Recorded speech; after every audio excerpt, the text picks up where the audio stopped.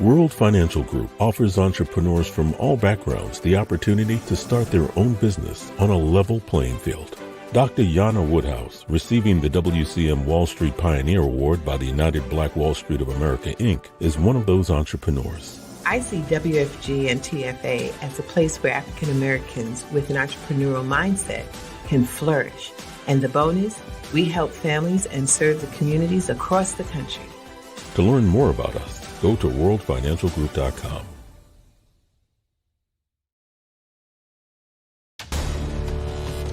We are the sons and daughters of the soul. We are resilient and forever forward-thinking. We ask for nothing else than the opportunity to live and to create the lives that we were meant to live. We want nothing but an equal chance at options and possibilities. The same possibilities and options to live out our potential as our fellow man. We want to be heard, understood, and expressive in our reality. We are the future. We are the creative. We are here.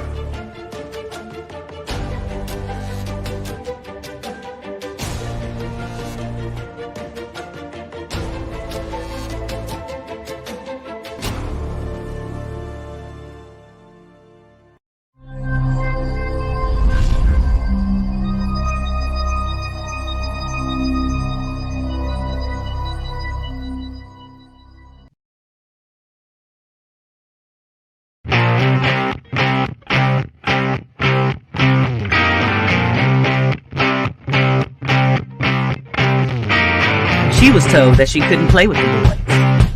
She was told that they were too big, too rough, too strong. She was told to give up her dreams and move on. She was told to just be pretty, be quiet, be a lady. She was told that women had to stay on their side of the court, stay in your lane. Playing and competing with men was insane. She was told that men and women would never be equal. Dreaming like that would only be lethal to your mind, to your soul. She never listened. She knew that their thinking was old. She was magic. She is the definition of spirit. She is what champions are made of. She is magic.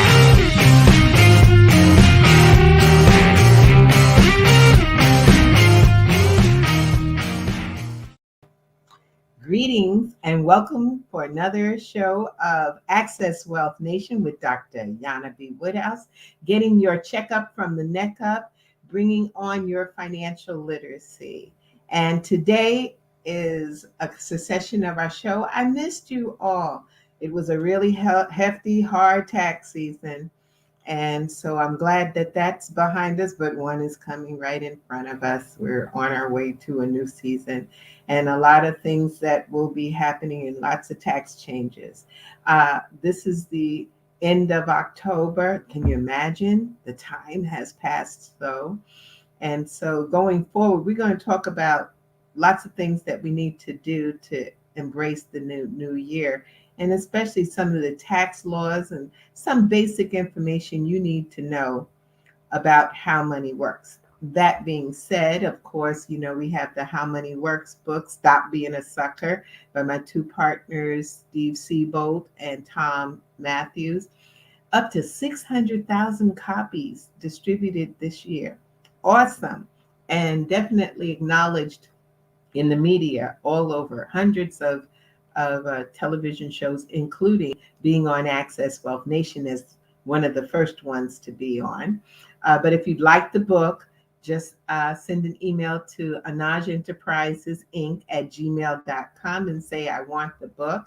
We're going to do some heavy mailing this weekend, so I apologize for the delay, but we're up and running. Everything is back, almost back to normal. You know, we still have this pandemic taking place, but we have to get our financial house in order. So as we end towards the end of the October, you'll need to get closer and closer to your financial analysis. If you'd like a free financial analysis, my office is willing to do one without any obligation at all, just to give you an opportunity to get your house in order, get your stuff together. And so you can call the office 646-375-2121 and say that you would like a free financial analysis. Believe it or not, it really is free and no obligation, just to help you to have a plan. Because if you don't have a plan, well, let me tell you, you are planning to fail.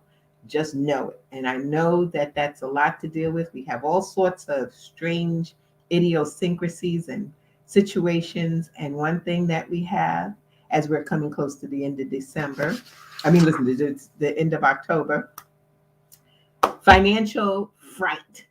That's the topic for tonight's show, financial fright, because we've got fears. And again, here we are in this Halloween era. And so we thought we'd give you some things to think about regarding the fright. And so to help me with this, I have a dear friend, associate, and partner who has just a plethora of information to share. And of course, his expertise is in real estate law, but also in wills. Phenomenal with wills. I've got to say it. I've sent many clients. He's taking care of them. But today we're going to talk about some financial fright. So I'd like to bring on board Mr. Evans J. Legros, Esquire, Yes. entrepreneur extraordinaire. Oh, thank you. Welcome to Access Wealth Nation, and I'm so glad you could come on board. Thank you for having me. I'm glad to be on Soul Cities Network. I'm glad to be with Access Wealth Nation, and I'm here to discuss financial fright. What are we all so afraid of, right? Yeah, we got some fears. We've got some serious fears going on, and unfortunately, it stops us from moving forward. And it changes our lives. You know, we have the whole statement about the How Money Works, Stop Being a Sucker book. Yes, I have the book. Thank you. And I know you've read it because you've had some quotes from it. And the funny thing, I pass it on to my interns as well. And anyone who works with me, my assistants, they love it. So thank you. And I really wish that the COVID had gone away, because you had some awesome interns. And I love your internship program. So hopefully we can bring all of that back. Absolutely. But that being said, we're going to talk about some of these frights that people have. Yes. So we decided, Evans and I decided to put together 13. Yep. You know, everybody's scared of that number 13, but spiritually, 13 is a powerful number. Absolutely. So one of the first things that we think that people really have some type of fright about, and that's feeling worthy to have really a financial team. Mm. You know, you can't have a real success unless you have a good financial team. That means a financial advisor, hello, a great attorney, hello, and an accountant. Guess what? You can get 2 for 1 over here. So realistically, people are frightened. And I was just going to have a little discussion with you, Evans, about that. Why are people afraid to come to us? It's funny. Well, the first thing is your net worth, right? It's your network. And I think that people are afraid sometimes is because they think it's worse than it actually is. And I know people say, well, I have an attorney, I have an accountant, I have a CPA. But guess what? It's a little different when the person just plugging in numbers. You need a team of people who are actually going to look at your business, look at your individual life and your finances, and try to get you to where you really need to get to. They're trying to create a successful path forward. as opposed to just doing your taxes every quarter or once a year. It's a little bit more than that. They're looking at your financial strengths of your business, if you have one, or in individuals. I think people are pretty much afraid because they think it's way too expensive. I can't afford that. Why me? Like, why do I need that? I'm not a huge mega company or high net worth individual, they may say, but guess what? You'll never get there if you don't create your team. That's it. You got to have a plan, or you're going to plan to fail. And 100%. you need a team for you to really receive your dreams. I know I'm got a poet and I know it. But the thing is truly people think that they're not worthy. And the thing is that they're very much so. If you don't sit with someone, a professional, and if you sit with a professional and all they talk about taking your money and how much it's going to cost, you're in the wrong place. That's not the person. I'm glad you mentioned that because another thing is once you do create what you think is your team, but not your dream team, you could switch people out. If someone's not working for you, every quarter, look at your finances, look at the people around you and your team. And if someone's not working, you have to pick them out and replace it with someone. There are plenty of people out there who can assist. And on top of it, even now, you don't have to physically see us. You can see us through Zoom. Yep. You don't have to, if you're frightened, that's another fright. I didn't add it to the list, but that's a fright. People frightened of COVID. Right. And so since they're frightened, they don't have to come. Even though I like it, they can see us through Zoom. I agree. But you hit the nail on the head is that they got to do something. And it doesn't take a lot of money. I mean, for me, for people to sit with me, especially on the tax consultation, we can work out a fee. Usually it's around $125 an hour. But if that's not going to work, my key is to get people out and get them ready, and get their lives together. And then, go on. I'm sorry. Go ahead. No, go ahead. On what you just said about the fees, sometimes is it worth it for you? Is it worth it for a person to spend that nominal amount of fee for their success and for their future? I think sometimes people have to balance what's more important. I know that people pay super duper high smartphone fees, internet fees per month without winking or getting the latest smartphone. Or sneakers. Or sneakers that just came out. But when it comes to creating your own financial team, that's not for me. We have to change that around and let people know that there are people who are there for you and they're catered to you as well. If you know exactly what you want. If you don't know what you want and you don't think that you need one, get a team anyway, and perhaps you'll get to that level. Yeah, that's so true. So we're going to go to our next one, which is people don't want to disclose their financial condition. Mm-hmm. I have to say to this, because I have had a number of folks who have told my associates, I'm good. I'm good. I don't need to do anything. And their good consisted of back taxes, getting ready to go bankrupt. They're financially sick, but they're afraid to tell anybody. It's almost like having cancer, realizing it's been diagnosed and do nothing. Yeah.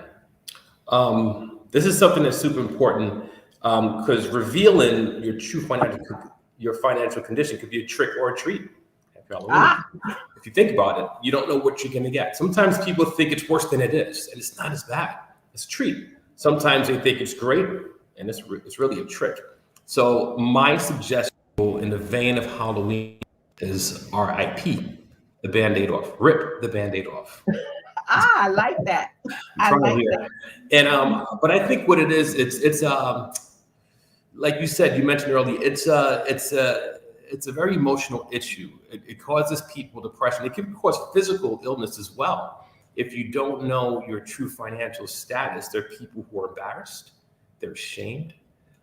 They feel like they're not a success. Perhaps they have a family member who they think is doing better. So they'd rather not know their financial condition, and they'd much rather just keep it in the dark. But I say, go get that credit report. Know that FICO score. When you get that credit score and the credit report, you go through it line by line, page by page, and you will be so lucky because that is your starting point. That is your starting point. These reports are free. And if you're afraid, sign up anyway and get a free credit report. There are apps that you can use with your smartphone that we use all day long. You don't just have to be on TikTok and Instagram. You can also track your credit score and learn what it means to get a better credit score and understand it. And you'll find every 30 days, you look at your numbers every quarter, and you'll see huge increases in your credit score and in your financial health as well. And that's very important. And I'd like to give props to Tyrone Glover, Leverage Your Credit, that comes on every Tuesday on the Soul City Network. And he has told us, of course, we get free as being citizens of the United States. We get a free credit report every year. We can do that if we're real cheap. But if not, like you said, there are apps that you can track and see what the levels of your credit are and the things that you can do to improve it. But if you don't talk about it, I met a young lady today, and she says she really hasn't looked at her credit in years. And I said, how do you plan on ever growing? I think that where we falter is that in this world, and especially in our country, learning how money works, we have a tendency not to teach our children the good part of credit and what they can do. So everybody keeps it a secret. Yep. That's terrible. Also, let me make a note to our listenership. If you have any comments, statements, or would like some more information, please know that you can put information in the chat box. And we're going to keep on going. And then comes the level of trusting professionals. Like, what do you look for in a professional? Go ahead, Evans. Tell us. Well, that's a great question. I tell people to always look up the reviews of each professional that they're working with. Some can be pretty spooky. With the Halloween theme here, they can be pretty spooky, but you want someone that understands your genre of your business. If you have a very specifically tailored business, you want someone who understands the kind of work that you do, someone who has a history in the kind of work that you do, and someone who believes in you. Just because we're professionals, it doesn't mean that we're just doing the work. We have to also believe in our clients and what they want to do. We have to have a professional investment in seeing them off. I've had clients over the years. I think you guys know this. I also do immigration, and I represent a lot of artists and performers who are immigration, who are looking to be performers here, music, like musicians, things of that sort. And a lot of times they'll just hire any lawyer who just does immigration. No, it's got to be specifically tailored to the type of thing that you're trying to do. Find someone and look at reviews. That's so important. And also, one of the things is, as professionals, we have to serve folks. And those people, you let them know that you do accept referrals. And so, the best element is referral, because some people really don't know what they're looking for. They see an attorney, that's it. No, you got to find out what area of expertise. And so I tell my clients all the time, ask me, I'll tell you, I'll show you, and I'm going to vet those people. That's why I know if people need their will, immigration, real estate, I've got one name, one person that's going to, because I know they're going to be taken care of on the level that I take care of my clients, and vice versa, Yes. So what do you look for in those professionals? You've got to interview professionals just the same way as you interview for a job, or interviewing someone for a job. You got to ask them some questions about their expertise and their background. And again, you can go to, I know on my side, you can check FINRA, which is the FINRA.org, and you can definitely see whether, am I a good girl or a bad one? Yeah, same here in my business. Yeah, you're right. We have AVO, AVVO.com. You look up any attorney, and most are on there, and you look at the reviews. Sometimes you'll have an attorney that has great reviews and then just one bad one. And you already know that that's a disgruntled person. So you want to sort of weed those out, and you're looking for a good balance. You want to, like you said before, you have to interview the professional. Sometimes people are afraid to ask questions. I'm like, do you have any questions? I'm like, well, you're my first case ever. I'll joke around. They're like, okay. I'm like, no, it shouldn't be okay. I've done thousands of these cases, and you should ask. So I tell them to go online, go back, do your research. I'll give them some people to call if they want to vet me. And because I want someone that's happy coming in. And I also want to manage expectations. I want to make sure that they understand that this is my sweet spot in my business. And if it's not, I refer out to my colleagues who are a lot like us, who I trust in their genre. And I said, no, you need a person that does X, Y, and Z law. And this is a specific person that'll do a great job. And see, that's so important. So, we can get over these fears because, it's that time of year. Right. So do not go through the ghost and not move forward. The other thing that people are frightened of, and I'm trying to figure that out. We did the trusting of the professionals. Now let's go to setting the goal. A lot of people don't want to set goals. They treat them like resolutions. Yep. And they're scared that if they put a goal out there that it's not going to be achieved. And the fear. Fear stands for false evidence appearing real. Okay. So it's all smoke and mirrors and ghostly as There you go. today. Yeah. So you got to set some goals because as professionals, we have the tools, but we don't have what you want to achieve with the things that are in your heart, in your mindset. And if someone's talking to you about your future and they don't ask you, where do you want to go? Or where are you now and where you want to go? Start running because that's not the one. Yeah, I agree. And in this micro steps, you don't have to set goals and have the end in sight. You can take little baby steps, micro steps, little by little to set realistic goals. One thing that people do is they say, I'm going to do X, Y, and Z within 30 days, and they get winded, they get exhausted, and then they just give up. We don't want to see that happen. We want to make sure that you're taking these goals and you're breaking them up into little wins, which allows you to do something. And again, once again, with these telephones that we have, you want to make sure that if you get some sort of app that allows you to set goals for yourself, to know when you created an achievement and to let you know when you've achieved something towards your greater goal. It can be anything. It can be anything at all. And that's so important. And that leads us to also some people, we have to learn to dream. And so one of the biggest things, and I know you being a fantastic real estate attorney, to buy or not to buy a home. That is the question. We have these dreams. Yes, it's the question. And that's one of the biggest issues. People they think that this is the time, but they're scared that they can't handle it or that the interest rates are not the time. People tell them this is a seller's market. This is a buyer's market. And then they're not sure. So they do nothing. They do brain freeze. Yep. I do nothing. Exactly. How does one know when it's time for them to look at really getting a house? The people that you deal with as clients, you've introduced me some phenomenal clients that have just new homeowners. Yes. Which so proud to see, and especially young folks. It's so good to see that. But some people think they're scared, they're too young. Yep. Then some say, I'm too old. Yep. When is the right time? That's a good question. So buying a home or not, sometimes it's better for people to rent if you're in that position. But I tell people this is a journey. I do on weekends through the New York City Housing Partnership.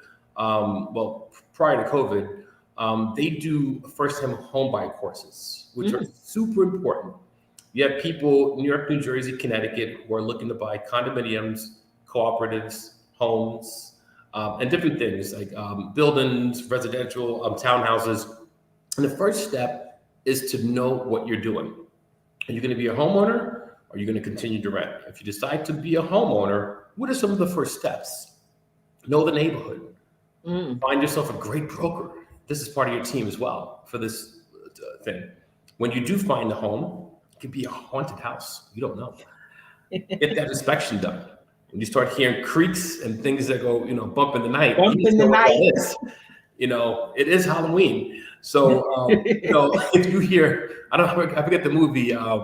If you hear the whisper, get out, it's not for you. Amityville Horror. I mean, there are people who purchase homes who did not do what's called your due diligence. Know what you're buying, inspect that home. There's a due diligence period that you can go in to find out what's happened. Did someone die in the house before? Mm-hmm. Is it spooky, or are there ghosts lurking around the attic? You just find out. It's really cute because you're really right. I remember even when my mom bought her co-op, and I was young, and I said to her, "Can you please ask them if anybody died in there?" Or it's something as simple as a bunch of arguing taking place. Yep. The vibrations of the house are there. Energy stays there. Yeah. It stays there. And talking to the neighbors. A lot of times people just jump in, they see the neighborhood, or they see the neighborhood during the daytime. Yep. And then they got the hip hop kings across the way that wake up at nighttime. Yep. And now you're stuck. Yeah. With a house. So you're right. You got to do that's to buy or not to buy and where you buy.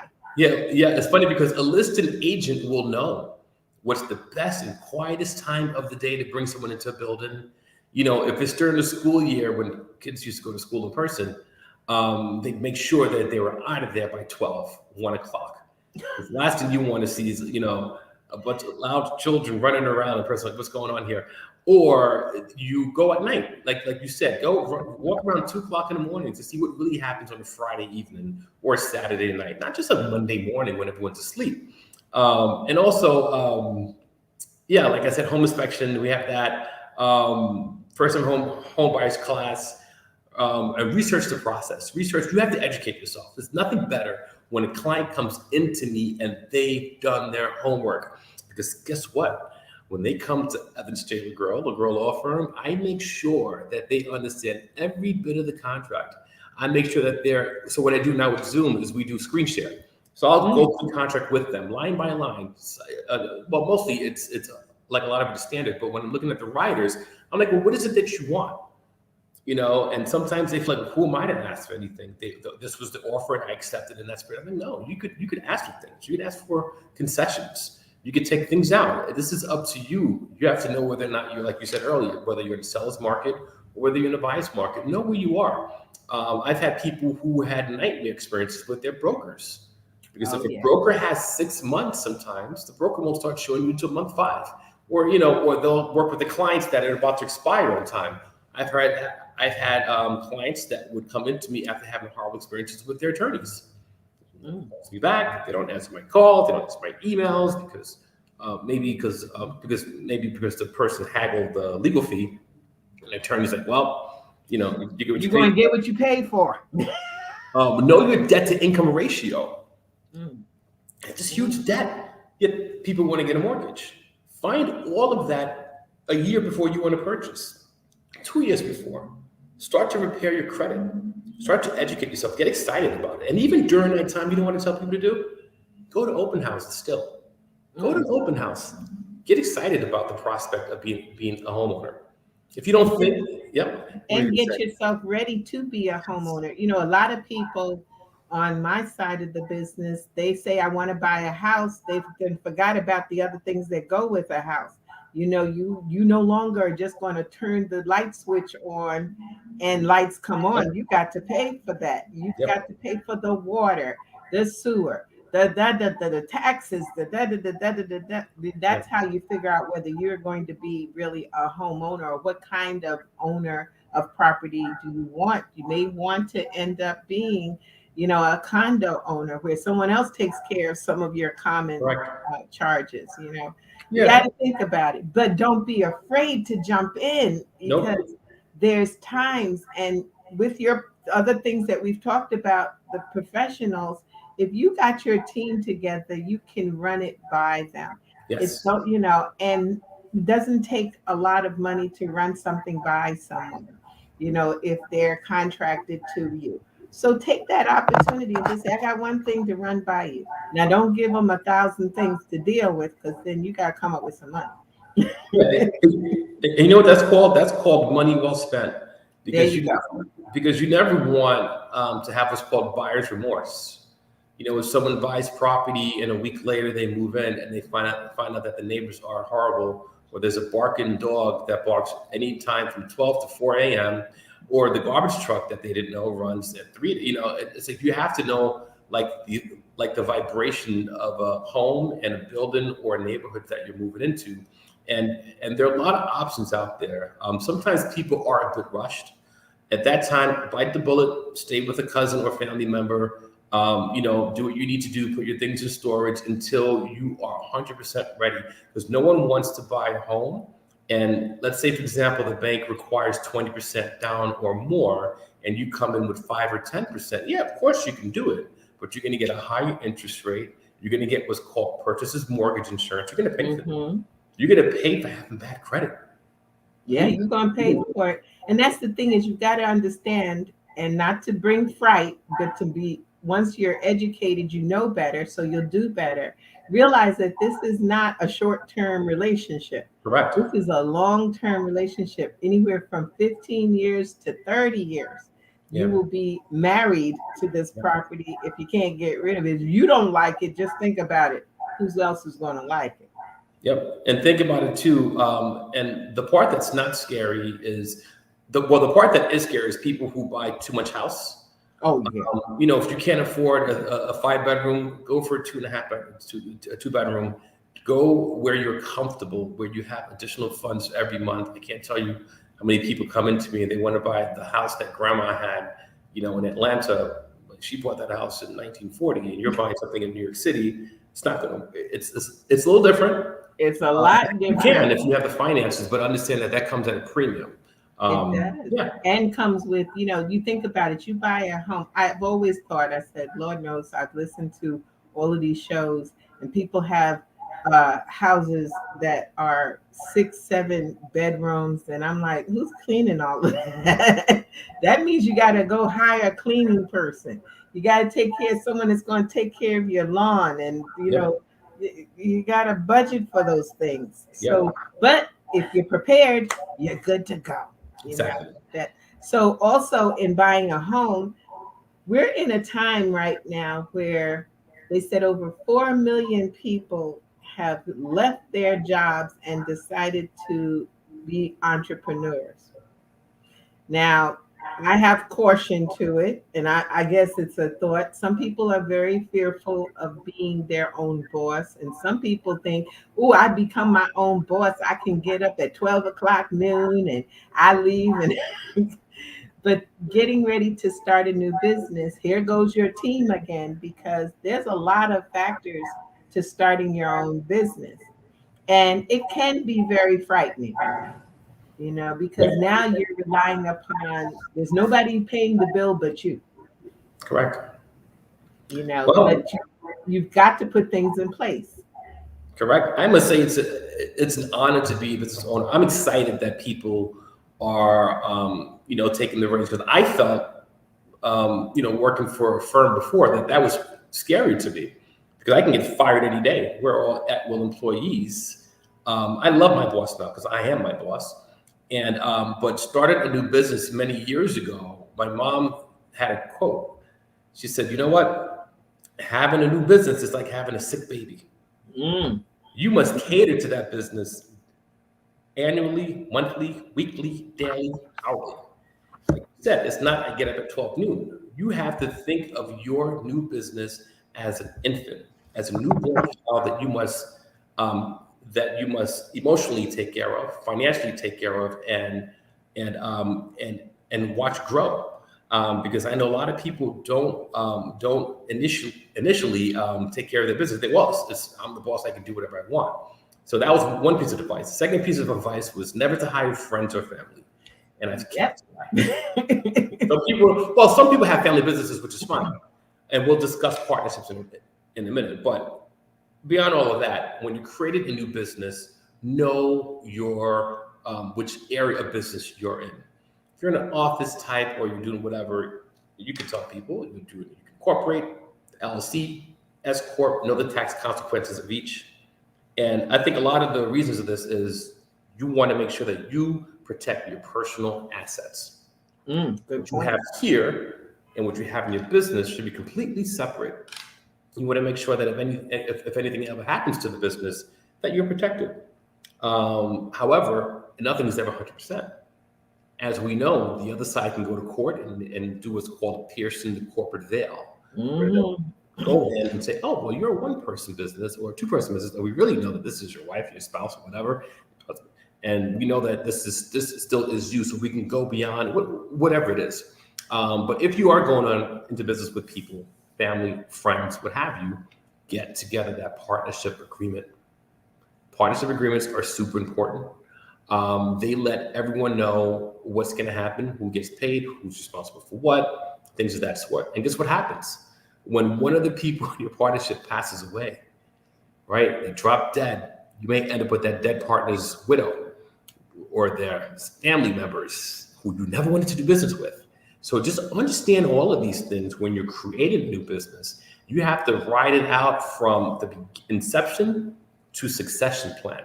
The whole thing has to be one encapsulated thing. The worst thing that people can do is not discuss and put things, oh, we're family. I'm not going to put it right here. We're friends. Nope. The minute that big check comes in, this one says 50-50, that one says 60-40, this one says 70-30, and why you, why me? Put it all in writing. It may not get rid of all of your scary problems, but it certainly can say, hey, look at clause 2, subsection A. It says it right there. Well, a business, and I tell folks, I said, be careful when you start the partnership, because the partnership is a marriage. Sure is. It is a contract, and if you don't clarify it, you wind up in some type of divorce of the business. So you've got to, like you said, from the inception to the succession, how does it move? And the thing is to get the right people in place. Yes, you can be. If you have people in your family, you need to make sure they know what their positions are and what they can do and what they can't do. Correct. And never leave it where one signature takes it all. Never put yourself in that position. That's on all levels. And one thing that I'm going to say, which is my fright, when people say they have an LLC, a limited liability company, that's really nice. That works real well on the state level. And I know the attorneys love it because they don't have all this paperwork. Okay, I still got to know as an accountant, how are you being taxed? Are you a 1 member, 2 member? Are you being taxed as an S corp or a C corp? What are you doing? Because that LLC is nice, but it doesn't tell me, nor IRS does it tell how you're going to be taxed. Yes. And everybody gets in it. I had so many people this year send me a little note. Oh yeah, and by the way, I opened up an LLC. And I'm like, okay, I got some more questions. Because that's not enough info. Because it sounds great. Yeah, doesn't it sound You get the binder in the mail, you get the binder with the certificates and the seal. The seal. Great. And you throw it in the drawer, don't know what it's for. And they never do a meeting, never do, I'm like, okay, this is not the way you start business. And that's the whole key that I'm going to focus in on next month is business. How is it to be set up and what you need to do to really be in business? It is glamorous to some. It is scary to many, because it's just like you said. And I think you said your mom said it's like a baby. Sick baby. A sick baby. A sick baby. Oh, not only just a baby, but a sick baby. Oh, God. And a sick baby that doesn't get old. Oh, eventually, if you take care of it, it does. It gets healthy. It grows, just like you want your business to. And begins to prosper. You want it to prosper and you want 100%. It to do well. But, it's a lot of work. It is work. A lot of tricks, too. But you know what? It's rewarding. Yes. And the best reward, I think, was evident last year during COVID because we had control over our businesses and we didn't have someone telling us we had to show up at the office and folks coughing on us and stuff, and we still did well. I had a great year, but the thing is that, and I don't want to tell IRS that, in a great year. But the thing is that we also have our own power. Like my dad, I'll never forget it as long as I live. I was 8 years old and he said, "He who writes the check is free. You need a business." And I'm with it. I'm glad that you brought up 2020, and a lot of people were not able to pivot based and work from home based on the type of business that they were in. But those who did have businesses where you can be wireless, where you could be online, the way we are today, were able to just continue business a few days after COVID became a huge thing in New York City or in the country. But everyone can't have that type of business. You did have people who were business owners, but they had to be in the store. They had to be at the barbershop or at the beauty salon in order to get anything done. But that's another thing about having multiple streams of income. You may want to work Monday through Friday, 9 to 5, but you can also invest. You can do different things, which we could discuss afterwards, because I see it coming up in one about 13. Got you, but you're right. So we also have another one, not having enough money. That is a fear. That's a fear that many people have, not only those that don't have a lot of money, that those that have money also are very fearful, because what is enough? You know what? I'm glad it says not having enough money. Is that the question that people should be asking, or is whatever money you have, it's not, sometimes it's not what you earn, it's how you spend it. It's how you spend it. Are you investing part of your income? Or are you doing whatever? Because you could just say, well, I don't have enough money, and you're in debt, and then you get more money and you're in more debt. So it becomes this thing. It's changing the habits. If you have anything coming in, it's what is it that you're doing with it. But let's put this in the context of real estate for me. Don't be house rich and cash poor. Oh, there, you know what that's about. Yeah. It's a huge home, you have no money at the end of the month. Know your limits, know your purchase power. The thing to do in that decision, do I continue renting or staying with my family? Oh, by the way, you have people in their teens, 20s, 30s who are still living at the family home. Nothing wrong with that. I see nothing wrong with it in this time. We're in unprecedented times. Yes. Where people 20, 30, 40 years ago were able at a certain age to move out. It was a thing to do, but now we're not in that thing. We have a lot of people who are returning home from college, returning back to parents' house from law school. Well, wait a minute. Add to that, Evans. They return back to the family house with other people. And guess what? They create more people. That's it. They come with other folks that create more folks. And it just keeps growing. But I'm going to tell you the benefits of that. The part I do like about that, I love a multi-generational home. I was fortunate enough to grow up and we're 3 or 4 generations in one house. Okay? It was a wonderful thing.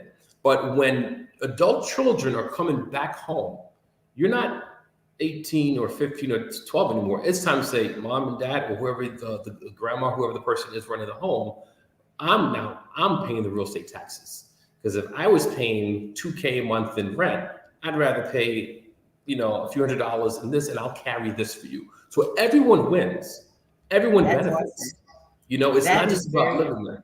100%. That is so important. If they're adding and not sitting on the couch. I remember one of my clients said it so well.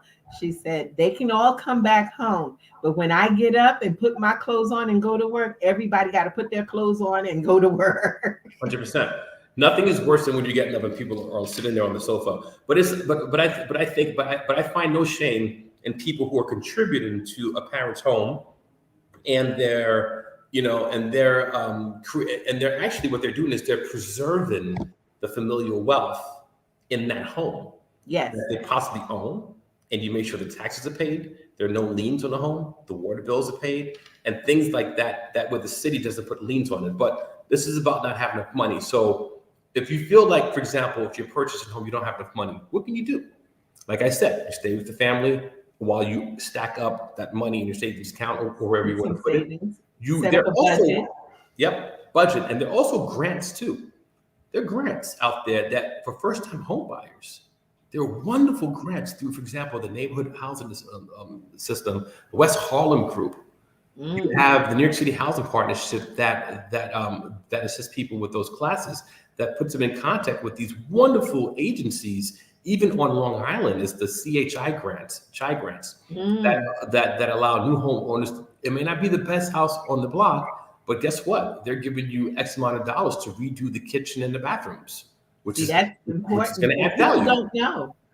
People don't know. That's why we need to talk more, because people don't know that these grants are out here, and that they can make a difference. I just spoke to a young lady today and she's interested in buying, and I'm like, and she wants a 2-family home. And I said, that's going to cost some. And then in addition to it, but you can go to first home buyers classes, NACA is another one. NACA, yep. Yeah, NACA.com. And you can go through and you can get help. I remember one of my clients, they got their closing fees paid for and the inspections. Hey, that's a whole lot of money they just saved. And I want to say something about your client that's buying a 2-family home. Sometimes banks look at that great, because if they know how much you're going to be renting that apartment for, they can deduct that from your debt, and they add that to what you're going to be receiving in income, which is a rent roll. Oh yeah, so rent rolls are super important. So if you're buying a multi-family home and you think it's super expensive, I think there's something there's definitely a way to get around that with the lenders, because they love seeing those rented out units. And it also decreases your mortgage. And it's possible to do these days because people are looking for places to live. So we're going to carry our list down as our time is coming around. So we're going to see. Time passes when we have fun. We're only number 8. It's okay. We getting there. We got taxes. Okay. That's my forte. And there's ways. I just think people need to know more about taxes and understand. Unfortunately, in Main Street America, for some reason, somebody said refunds were good. Okay. So they want the government to hold their money, and they're not afraid that the government won't give it back. But if you put it towards an investment, you're scared that it's not going to come back to you. I don't get it. Taxes, there was a man that's dead now. And, if he came back today, he'd be a zombie. But in this world, he said, nothing is certain except death and taxes. Who was that? Do you know who that was? No, who was it? Benjamin Franklin. Yes. And guess what? He came back to life, right? How did he come back to life? On a $100 bill. Oh. So, hey, the right Benjamins. Now, there are 10.8 billion $100 notes in circulation today. He came back from the dead. Popular. Oh yeah. So the more of these so-called Benjamins that you earn, the higher taxes you have to pay. But just take care, if you do own a business, to save your receipts. Things are business expenses, which would reduce the taxes that you have to pay on your income. Make sure that you pay your quarterly taxes if you're set up that way, which is very smart, because no one wants to get slapped with a huge bill in April for the previous year. Make sure that you're that you're funding your IRAs, for example, or your Roth IRAs, or your SDP accounts, self-employment pension accounts, which they just included. They increased the amount. Yeah. So that's another powerful thing. Being in business is awesome, but even for the worker bees, I'm going to call them, that are out there, they have great potential, but you just got to sit down and realize and set your mind. You got to change the mind, and think about the fact that refunding means I gave somebody some money, the government, and they giving it back to me after a year, and I don't get any interest. Doesn't sound so attractive. Yeah. Because I have had young people especially talk to me, and now with the new W-4 forms, Lord knows, I don't even know. I'm still learning how to figure it out so that we get the right amount. One of the most powerful pieces in taxes is when you owe the government $1 or they owe you $1. It's a wash. They don't want it. Yeah.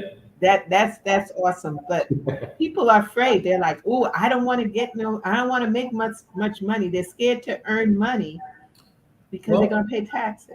I tell you, sometimes it's also because some people are in programs that are income sensitive, where if their income goes up so much, then it means that their rent will go up, perhaps, or they may not qualify for that home or what have you. So sometimes people, or they're on a health insurance that has an income cap. Medical. So, but you know what? If that is the case, sit with your financial team and work out a new plan. Some people are on what's called income-based repayment of their student loans. And if their income goes up, their payment goes up. So now they're reluctant to earn the money, So it's this vicious circle of fear that a person is afraid to earn, because if you earn, you pay more taxes. Guess what? There are ways to people like you to sit with them and tell them how to reduce that. And, if you're driving back and forth to work, or you're using your car for business purposes, there's gas, there's mileage, there's things that you can do.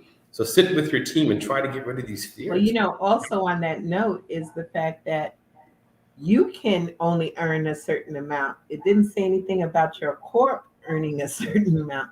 There are people who tell this story, and it was John D. Rockefeller who said it so well. He says, you are to own nothing, control everything. Yes. And there's ways of doing that, and it's legal and lawful. There you go. So we're off the taxes. This is a big one. Scared outliving your money. Outliving their money. 66% of seniors today are more frightened of outliving their money than dying. Well, because they haven't died. You're too. Well, there may be those zombies that rise up again. But guess what? You know what? This is probably a vampire's worst nightmare. They never die. They've outlived. So he's going to outlive his money. That's scary. You know what? That is very scary. But this again goes back to number one: creating your financial team, creating a plan of longevity.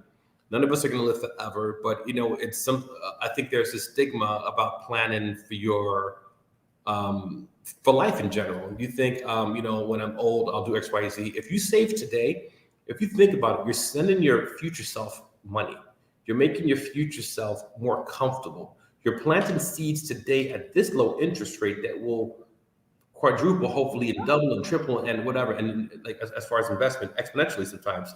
So this is what it's all about. You don't have to outlive your money. Retirement accounts, early retirement, chart out your living expenses.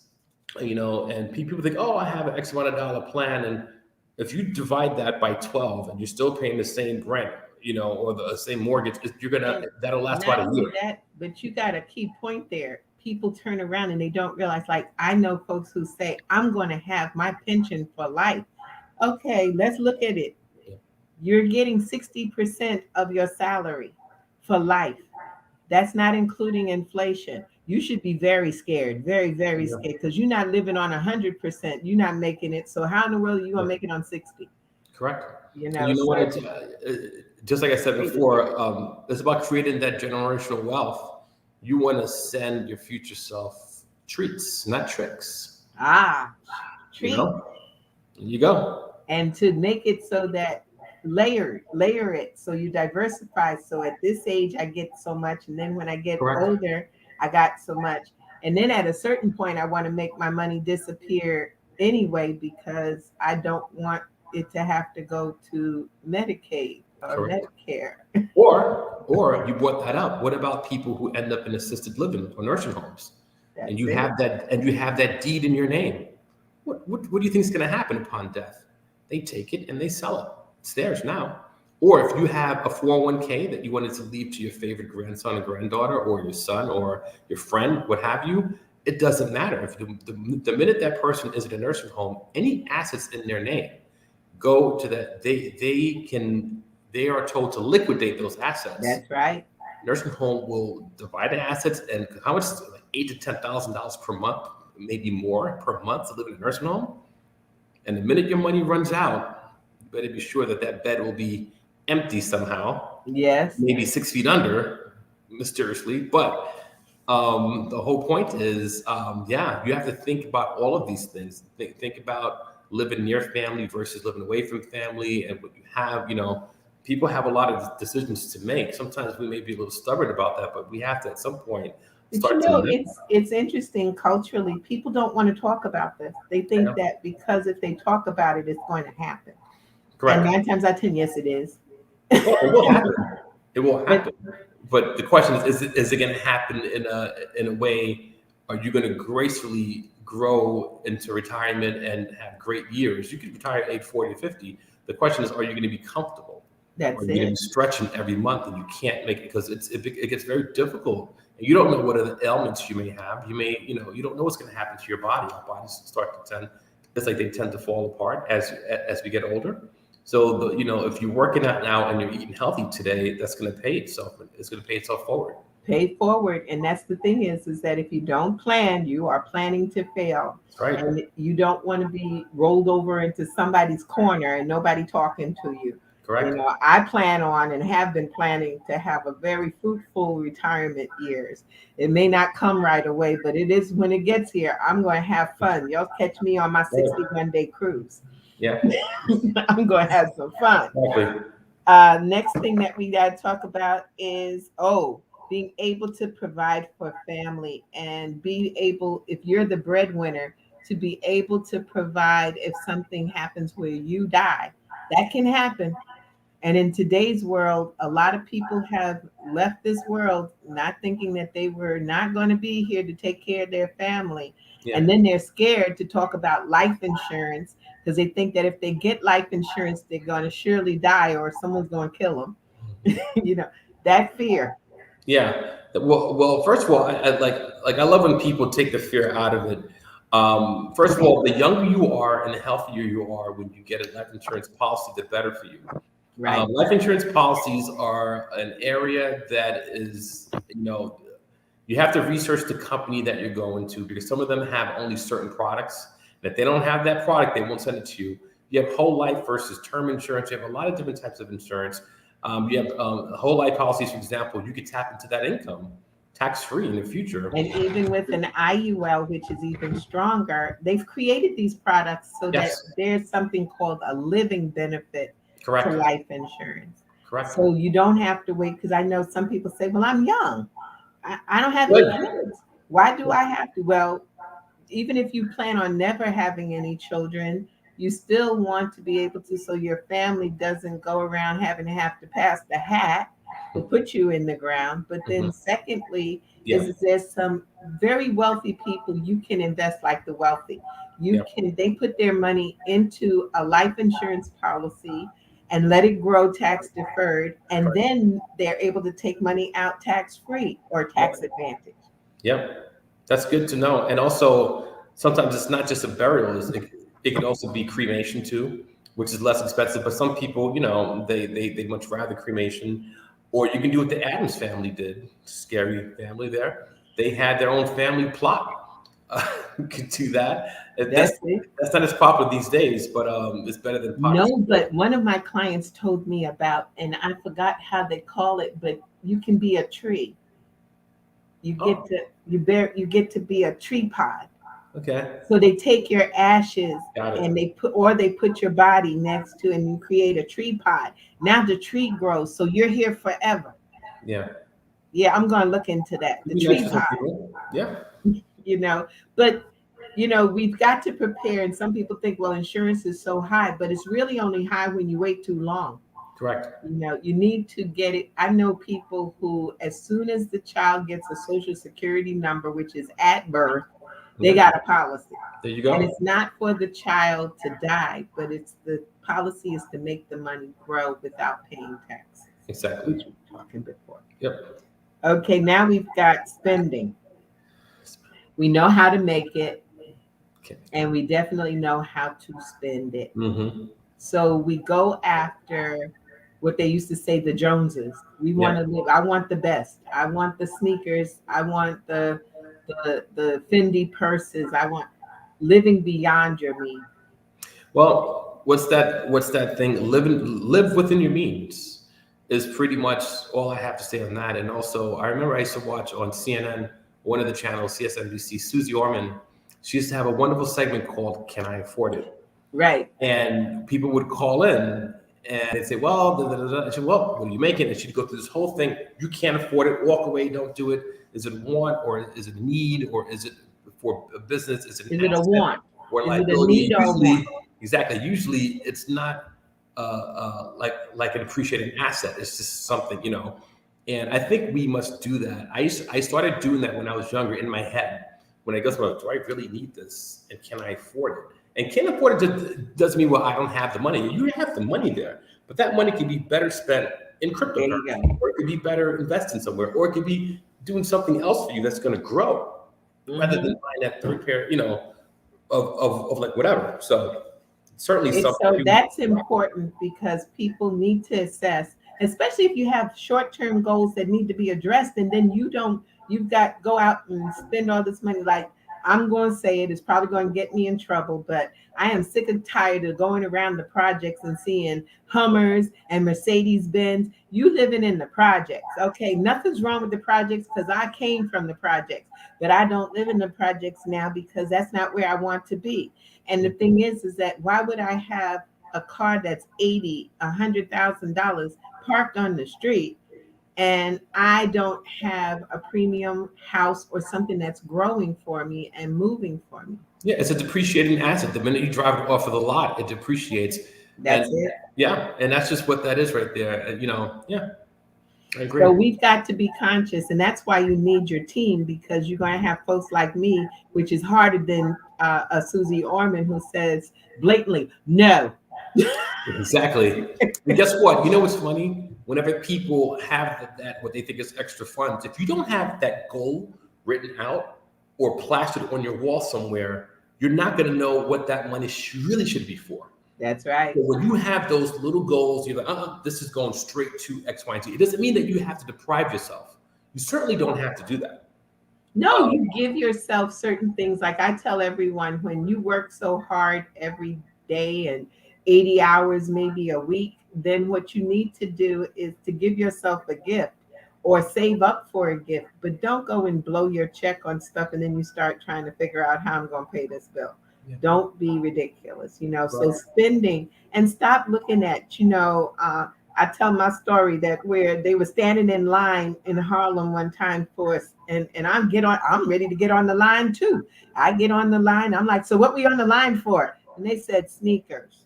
Mm-hmm. Yeah. I said, I'm standing on a line for sneakers. Well, these are the Jordans and da da da da. I was like, $300 for a $15 sneaker, because that's how much it costs to produce. I'd rather that person invest in the company that's creating those sneakers. There you go. That's it. And guess what? As much as people talk about the Joneses, sometimes the Joneses don't have their things together as well. It's all a facade.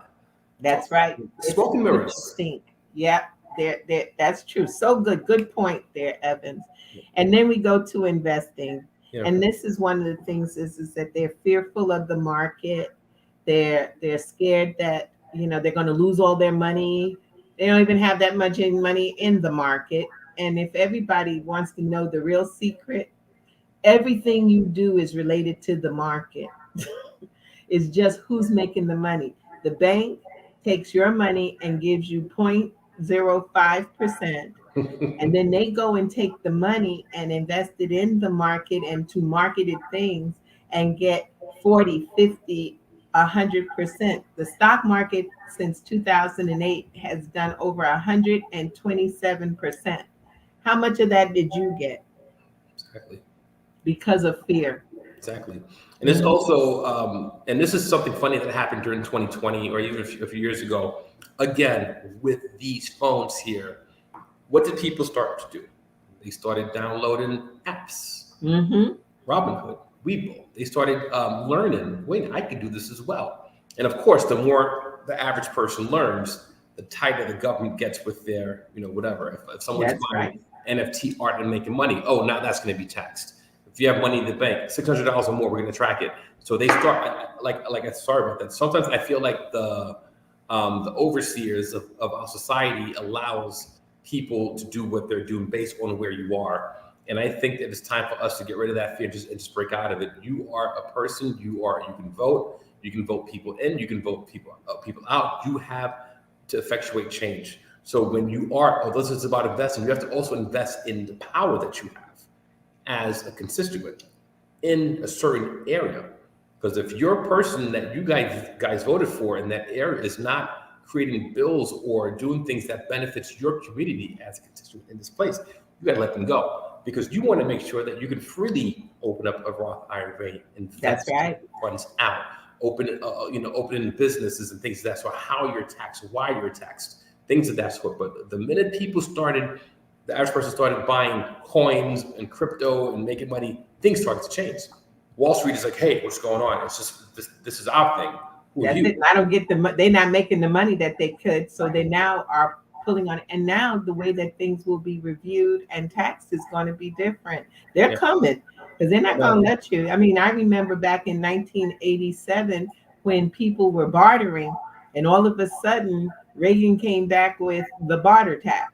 Yep. And I was like, okay, so don't think, because on the tax returns today, all the tax returns ask you one question: did you have any cryptocurrency, virtual currency at all? Now, a lot of people said, I'm not answering that. I'm saying no. You just created perjury. Yeah.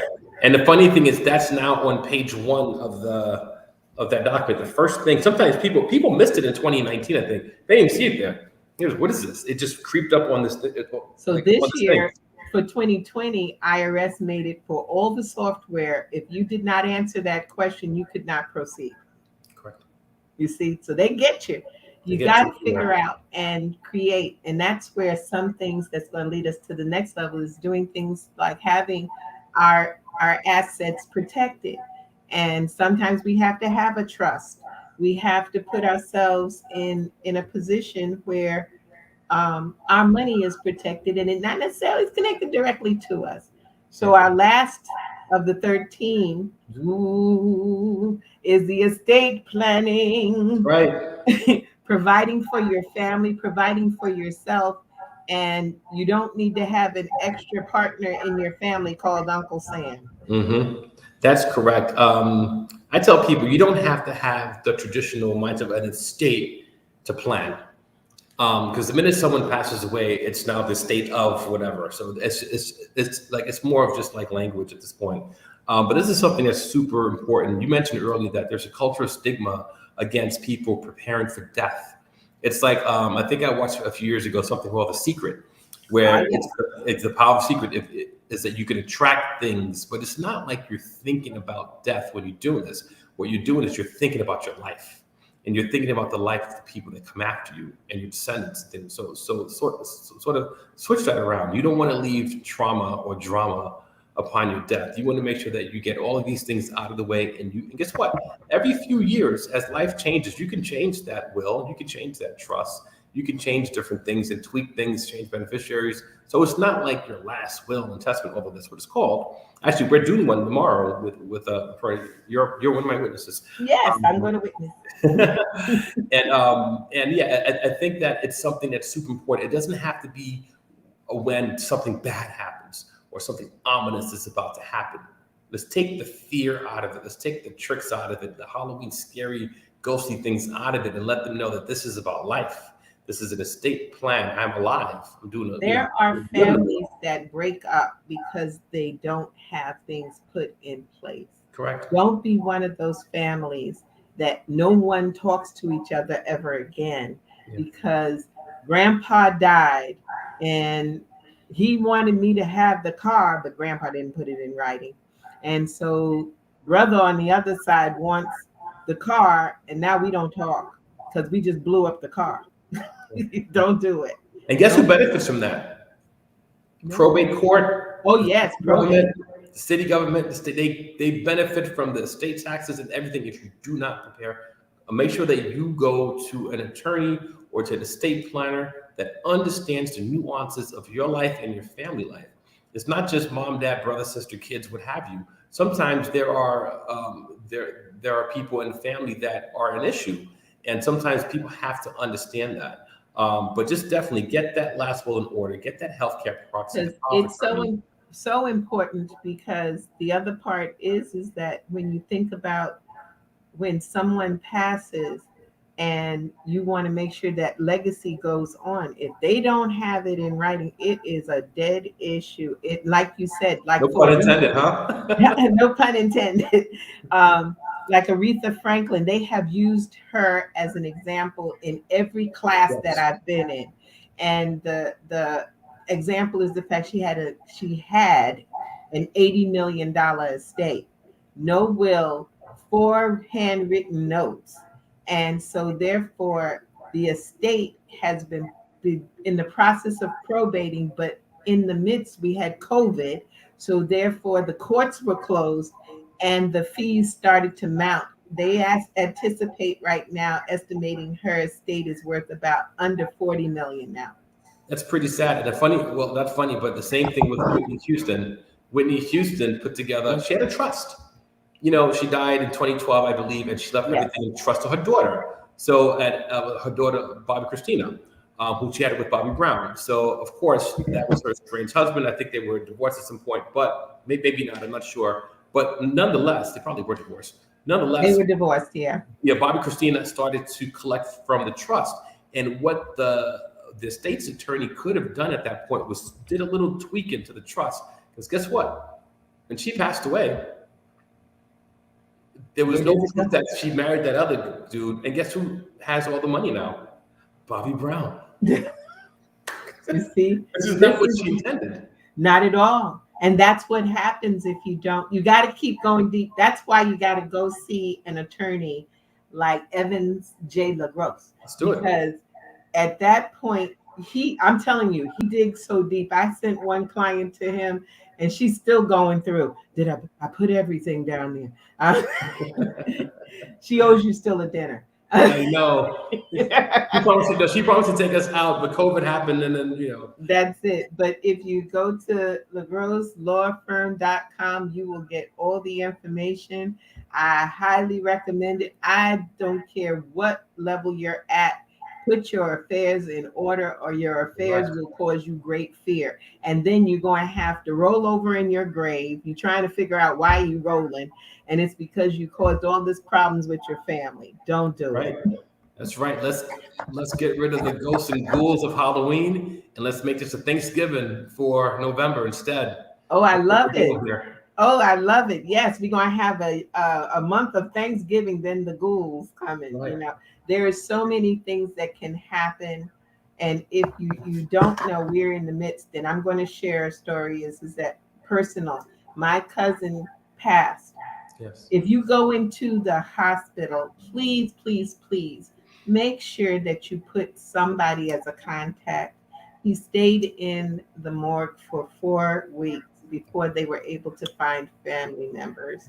And now, because California has so many people that have died, there is a 3 to 4 week wait before he can even get cremated. So he's still on ice.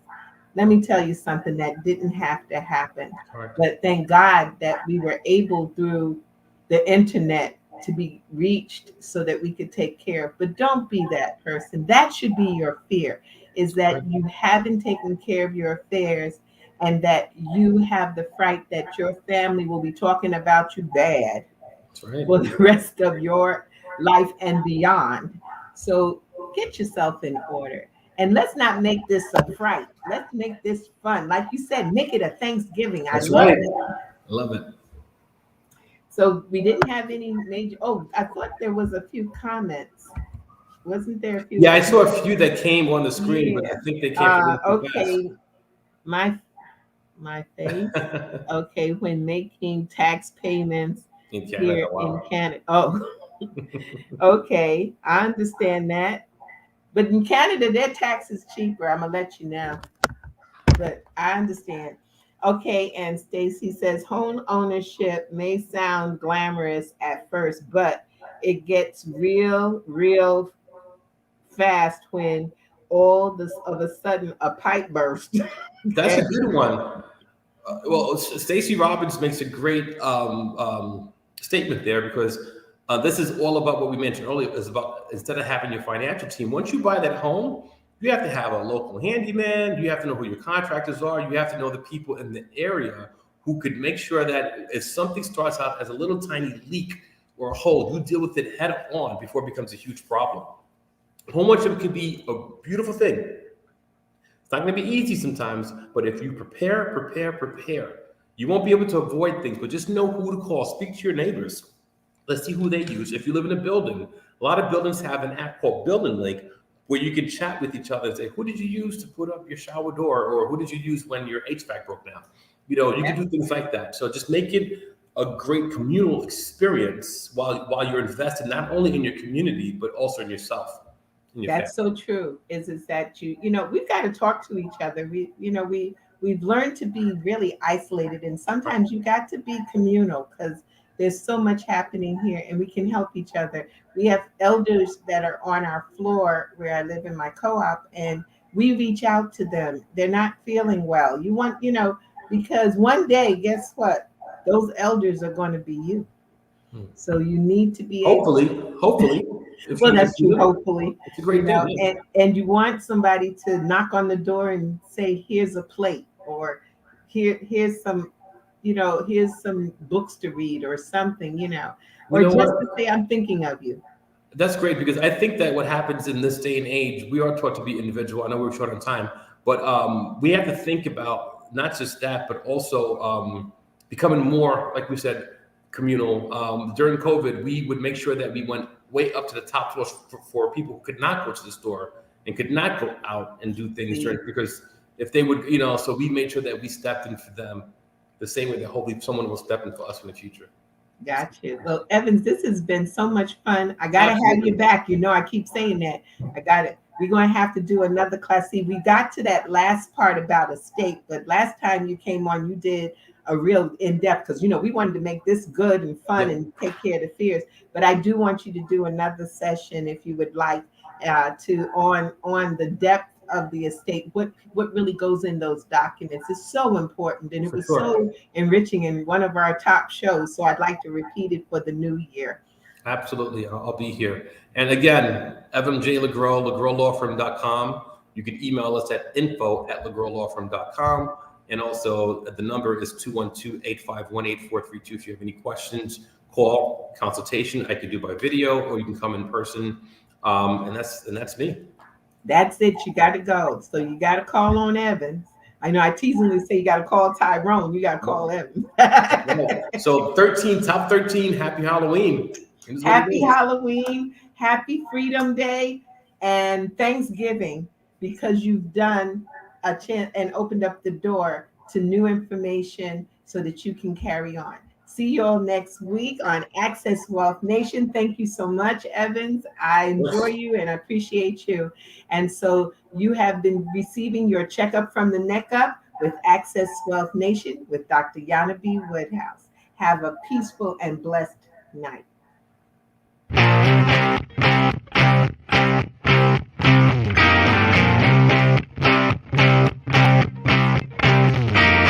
She was told that she couldn't play with the boys.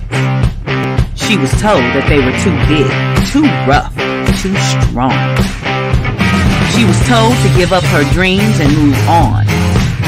She was told to just be pretty, be quiet, be a lady. She was told that women had to stay on their side of the court, stay in your lane. Playing and competing with men was insane.